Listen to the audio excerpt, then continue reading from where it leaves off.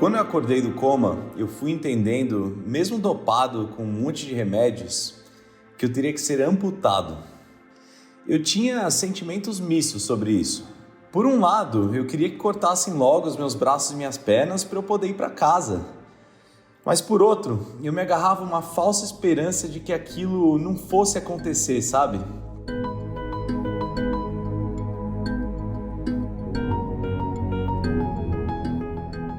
A mudança no corpo de Pedro Pimenta não só o fez sobreviver, mesmo com poucas chances, mas o fez ressignificar e colocar em perspectiva o que de fato é importante. Sua busca pela reabilitação e resgate da autoestima hoje é exemplo para muitas pessoas. Eu sou Geise Diniz e esse é o podcast Plenai. Ouça e reconecte-se.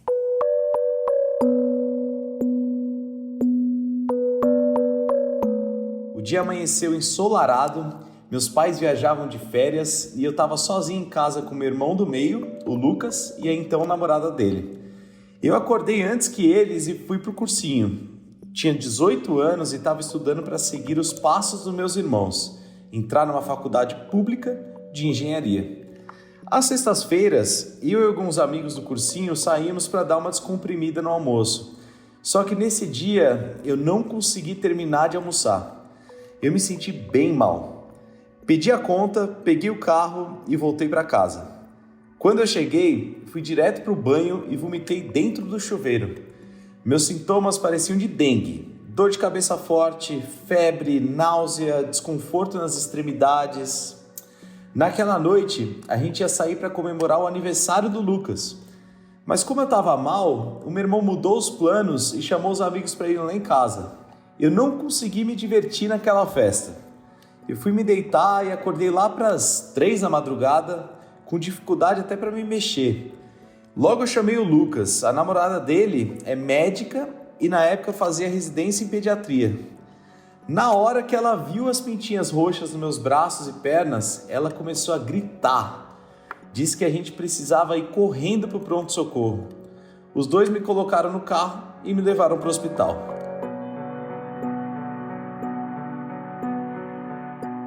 Já estava amanhecendo no dia 12 de setembro, quando eu fui transferido de ambulância para outro hospital em São Paulo. A essa altura, o meu irmão mais velho, o Daniel, também apareceu. E eu lembro que os 3 ficavam ali chorando, desesperados. Eu, que já estava com uma confusão mental, eu não entendi o porquê de tanto desespero. A ambulância seguiu muito rápido, varando os sinais de trânsito, e o pessoal estava lá, conversando comigo, tentando me manter acordado, mas uma hora eu desmaiei. Eu acordei num lugar estranho, com meus braços e pernas enfaixados. Eu senti que eu estava amarrado na cama, mas na verdade eu é que não tinha força para levantar o braço. E se eu tentava erguer um membro, vi uma força gravitacional que parecia 10 vezes maior que a normal e me puxava para baixo. O meu tio me explicou que já fazia uma semana que eu estava na UTI. Eu tinha contraído uma meningite meningocócica muito grave. A meningite é uma doença causada por bactéria, vírus ou fungo. O meu caso, pela gravidade, foi bacteriana, transmitida de pessoa para pessoa pelas vias aéreas.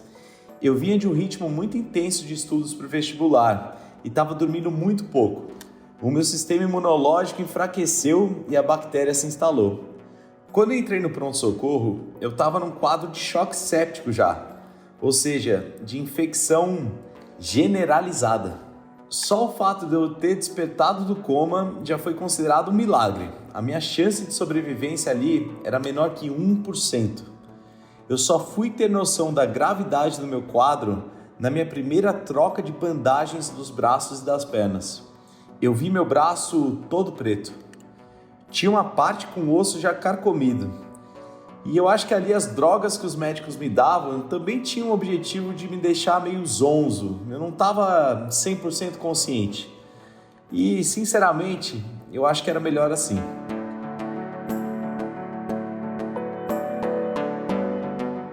Mais ou menos depois de um mês de internação, veio a notícia que eu tanto temia. Eu seria amputado nos 2 braços e nas 2 pernas.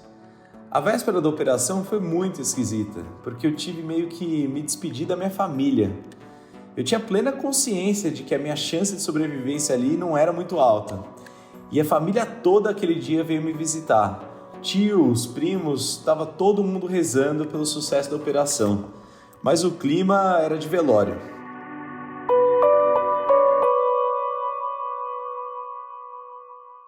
A cirurgia correu surpreendentemente bem, mas o primeiro mês do pós-operatório foi o mais difícil. Teve as outras incontáveis cirurgias de enxerto, a depressão, o choque identitário de recuperar a consciência ali e perceber que o contorno do meu corpo tinha mudado. As minhas pernas amputadas acima dos joelhos e os braços acima dos cotovelos. A ficha ainda estava caindo quando meu irmão me contou que eu ia ter um show do AC/DC em São Paulo. Eu sou muito fã da banda e estava internado no hospital que, por coincidência, é vizinho ao estádio do Morumbi, o local do show. Eu infernizei a vida dos médicos e eles me autorizaram a ir. Só que não tinha mais ingresso. Aí a minha família entrou em contato com a organização e implorou para liberarem a nossa entrada. Deu tudo certo. Eu entrei no estádio de ambulância e assisti ao show deitado numa maca. A família toda e toda uma equipe do hospital que o médico fez questão de ter foram juntos, incluindo até psicóloga. Naquelas 2 horas, pela primeira vez em quase 3 meses, eu esqueci do meu problema. Para muitos foi apenas um show de rock, mas para mim foi o primeiro sinal de que ainda tinha muita vida a ser vivida pela frente.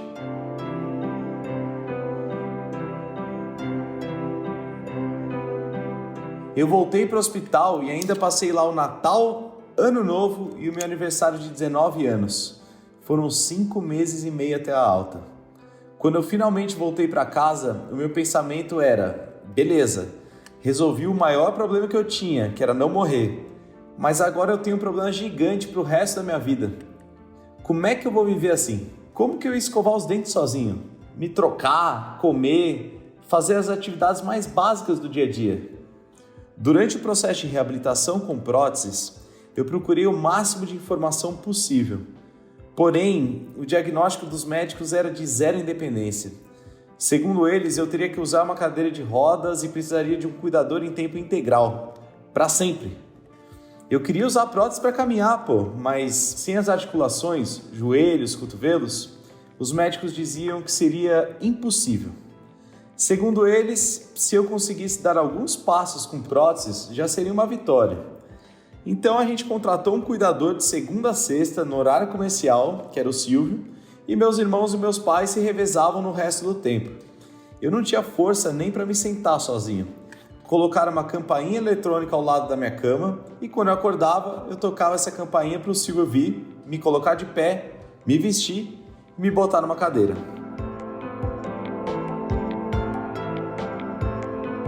A perda de um membro é muito parecida com a perda de um ente querido. Aliás, os passos do luto são os mesmos nos 2 casos. Tem a negação, barganha, raiva, depressão e só então a aceitação. Comigo foi igualzinho. No início, quando eu acordava de manhã, eu tinha aquele 1 segundo de paz, antes do mundo colapsar em cima de mim e eu voltar à realidade. Os fins de semana eram ainda mais difíceis. Os meus amigos iam muito lá em casa, mas eles também saíam para balada, viajavam e chegavam contando aquelas histórias e eu ficava triste por não poder participar desses momentos. Eu alternava dias de bom humor com outros de, poxa, quem que eu estou tentando enganar?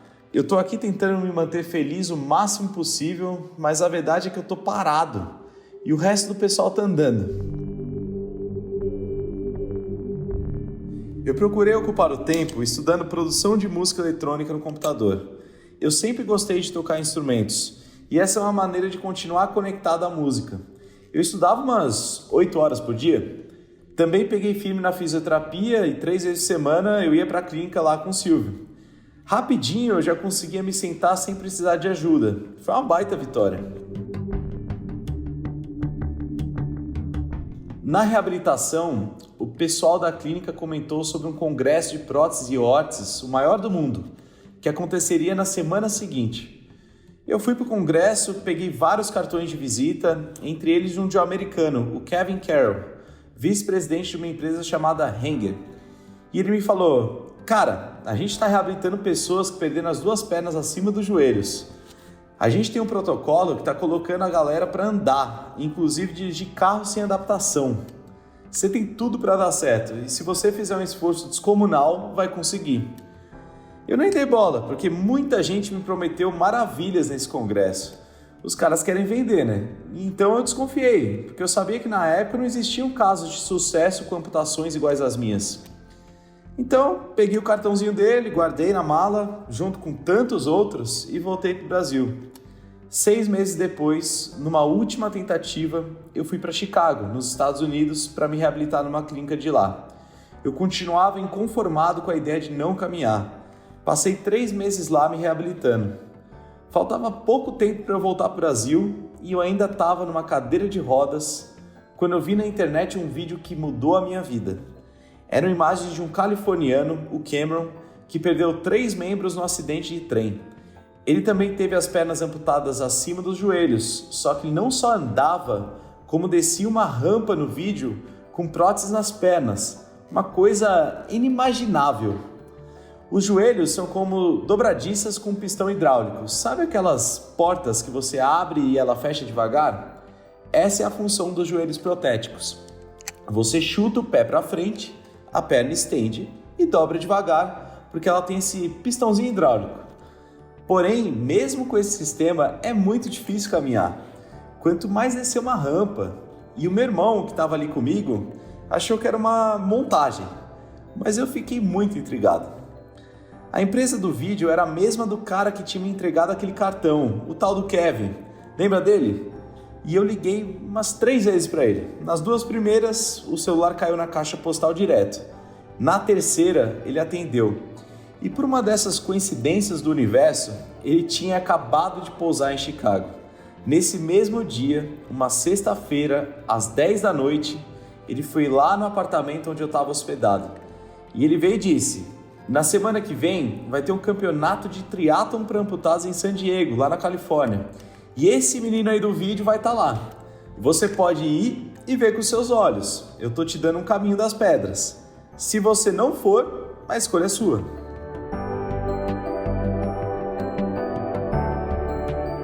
O meu irmão não queria ir. Ele tinha medo de eu alimentar falsas esperanças, talvez. Mas mesmo assim eu decidi ir para San Diego e assim eu conheci o Cameron. Realmente, o cara fazia tudo o que estava no vídeo. E com o incentivo dele eu consegui caminhar com as próteses, mesmo sentindo muita dor. Eu mudei a data da passagem de volta para o Brasil e fui para a clínica de amputados onde o Cameron se reabilitou, em Oklahoma. Era aquela que o Kevin tinha comentado no congresso. Os caras têm um sistema bem radical, baseado em treinamento militar. Tanto é que eles chamavam de bootcamp. Quando a gente passa por uma amputação ou algo assim, é comum que vire o coitadinho ali da família. Mas lá em Oklahoma não tinha nada disso. Eles eram extremamente duros. Colocavam a gente para descer rampas, mesmo sabendo que a gente ia cair. A ideia era aprender a levantar e continuar tentando. Não foi fácil encarar aquele treinamento, porque era muito doloroso andar. O enxerto de pele sangrava, os músculos das costas doíam pra caramba, e eu comecei a ir usando próteses baixinhas, dando passos bem curtinhos. Eu fui progredindo até chegar a quase 1,70 m de altura. Quando eu voltei pro Brasil, eu doei a minha cadeira de rodas. O segredo da minha reabilitação foi o resgate da sensação de pertencimento, de saber que eu não estava sozinho. Até conhecer o Cameron, eu não conseguia caminhar mais do que 20 passos com as próteses, mas alguma coisa destravou na minha cabeça e eu encontrei uma energia extra dentro de mim. O ser humano é um ser social, ele precisa pertencer a alguma coisa, a algum lugar. E em Oklahoma, eu conheci um monte de gente sem 1, 2 ou até 3 membros. Várias pessoas tinham perdido 2 pernas acima dos joelhos também. E eu via que elas estavam em pleno crescimento na vida. Nos estudos, no trabalho, no relacionamento. Algumas até estavam tendo filhos. E aí eu percebi, opa, peraí, eu também posso. Em pouco tempo eu me tornei 100% independente. Passei a usar as próteses nos braços e a dirigir carro até sem adaptação. A partir daí, com muito esforço, claro, minha vida deslanchou. Eu me mudei para os Estados Unidos para fazer faculdade. Me tornei um caso de tanto sucesso para a Hanger que eles me fizeram uma proposta de trabalho. No fim das contas, acabei ficando por lá sem previsão de voltar para o Brasil. Eu amava a vida que eu tinha. Eu estava feliz trabalhando, mas aí veio a pandemia. Como eu tive que migrar para o home office, eu acabei preferindo voltar para o Brasil e ficar perto dos amigos de infância e da família novamente. Aqui no país, eu percebi que estávamos muito atrasados em relação à reabilitação de pessoas amputadas e me veio um sentimento muito forte de que eu poderia contribuir para mudar esse cenário. Refleti muito e acabei pedindo demissão da Hanger. Abri a minha própria clínica e me casei com a Marcela, que eu tinha conhecido lá nos Estados Unidos. Escrevi um livro sobre a minha história e me tornei palestrante. Eu digo que todos nós temos um super-herói dentro da gente. Todos nós temos uma força que a gente nem imagina que tem e que pode superar barreiras inimagináveis. Ninguém precisa passar pelo que eu passei para ter uma ótica diferente na vida. Com a minha história, eu sinto que eu sou para outros amputados e até mesmo pessoas sem amputações o que um dia o Cameron e os veteranos de guerra foram para mim. Eu quero fazer a diferença na vida do próximo. Porque assim, eles também podem passar adiante a mensagem do poder da reabilitação e do resgate da autoestima. Quando eu chegar no fim da vida, eu quero olhar para trás e ter uma boa sensação de missão cumprida.